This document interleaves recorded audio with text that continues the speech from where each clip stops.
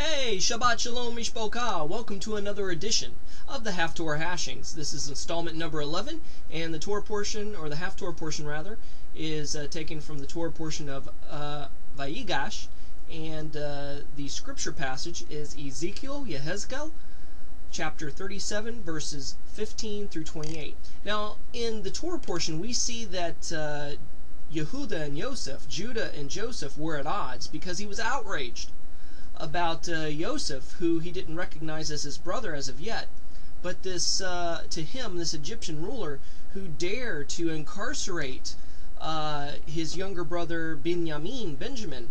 And according to the book of Jasher, Yehudah was about ready to go off. He's like, don't you realize who I am? I am a warrior. I'm a son of Jacob. I'm a warrior. I've leveled cities. And my temper is well known, so you better let my younger brother Benjamin go. But Yosef did this to see if his brothers have changed, if they were the same brothers that sold him into slavery in Egypt, or if they've had a change of heart, matured, mellowed out, and become righteous through the time that they haven't seen each other.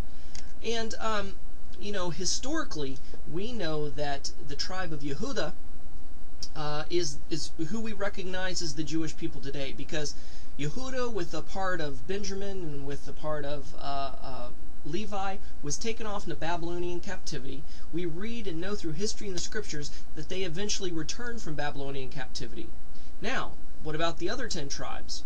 Well, the other tribes, they were taken into Assyrian captivity and were just kind of lost to the annals of history and the pages of antiquity. They assimilated into the nations around them, and that they were captive in, and lost their identity.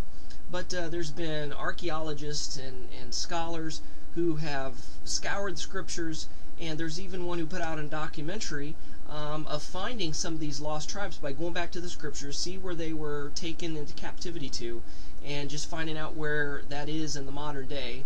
And lo and behold, these Hebraic people are coming out of the woodwork, and slowly people are realizing their true identity, and the tribes of Israel, the house of Israel, is understanding who he is for the first time in many, many years in history.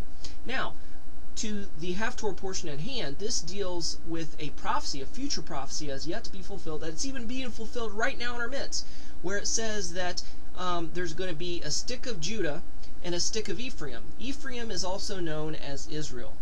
You can call it the house of Ephraim, the house of Israel, what have you. But these two sticks are going to become one. They're going to become one in God's hand, which tells us that the lost tribes of Israel are going to be found. They're going to be recognize who they are. They're going to make it back to the land of Israel and going to be united with their brothers Yehudah, who've already come out of Babylon many, many years prior. So how does this tie into the Haftarah portion, or the Torah portion rather? Well, we see eventually in the Torah portion that when Yosef, who represents the stick of Ephraim, the house of Israel, when he reveals himself to his brothers who he really is, Judah and Yosef are united again. They hug, they embrace, they cry, they kiss, and they're united. So that's kind of the golden thread, the golden theme that runs through this Torah portion. So hope you enjoyed it. Tune in again next time, and we'll talk to you guys later. Love you guys. Shalom and Shavua Tov.